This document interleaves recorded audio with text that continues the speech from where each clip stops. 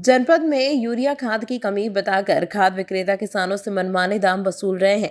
Private खाद विक्रेताओं की दुकानों पर निर्धारित दामों से अधिक दाम देने पर यूरिया खाद मिल जाती है, जबकि सहकारी समितियों पर खाद होने के बाद भी किसानों को परेशान किया जा रहा है। सरकार ने यूरिया की एक बोरी 266.50 रेट निर्धारित की है, जबकि बाजार में 350 रुपए से लेकर 400 रुपए प्रति बोरी खाद विक्रेता बेच रहे हैं। जबकि प्रशासन का दावा है कि खाद की कालाबाजारी नहीं हो रही है। कि यूरिया खाद खरीदने वाले किसानों का कहना है कि पहले तो खाद विक्रेता यूरिया खाद न होने का बहाना करते हैं, खाद की कमी बताकर बाद में मनमाने दाम पर वसूलते हैं। बाजार में 350 से लेकर 400 रुपए प्रति बोरी यूरिया खाद मिल रही है।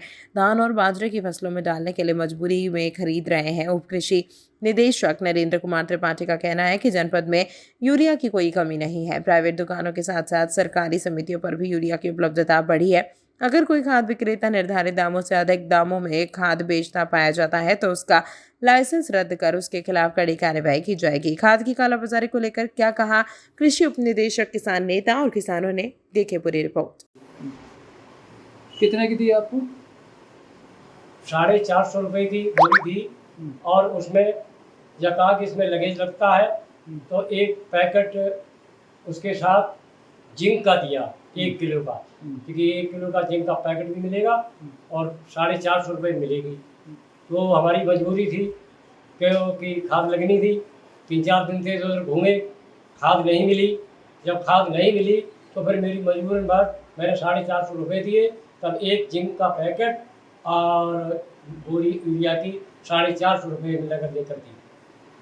कालाबाजारी हो रही, किसान परेशान है। अभी एक किसान से वही बात हुई, वो कह रहा है कि 400 रुपये में एक बोरी खाद खरीद के लाया।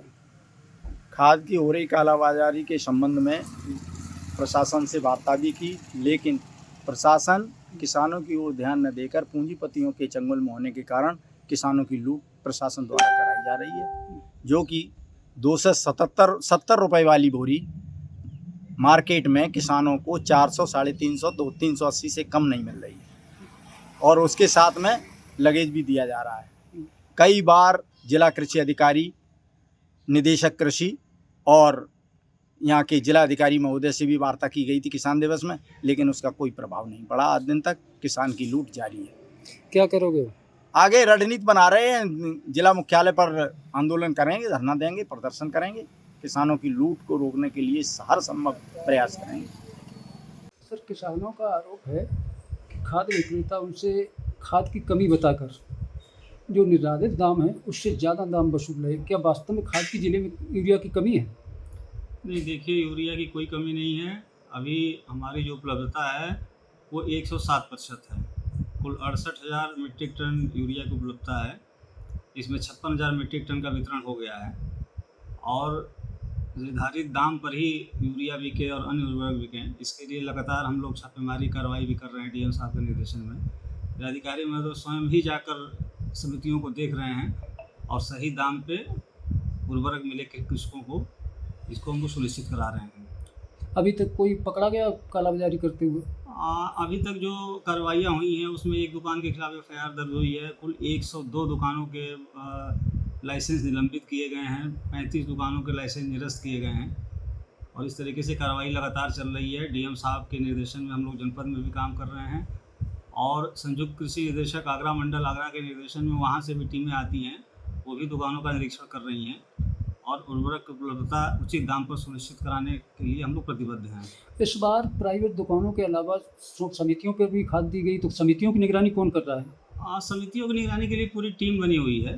पहले प्राइवेट कंपनियों के का जो यूरिया आता था वो प्राइवेट में जाता था, लेकिन अभी शासन के निर्देश के अनुसार जो भी प्राइवेट कंपनियों की भी रैक आ रही है उसमें 60% यूरिया कोऑपरेटिव को जा रही है और 40% प्राइवेट को जा रही है।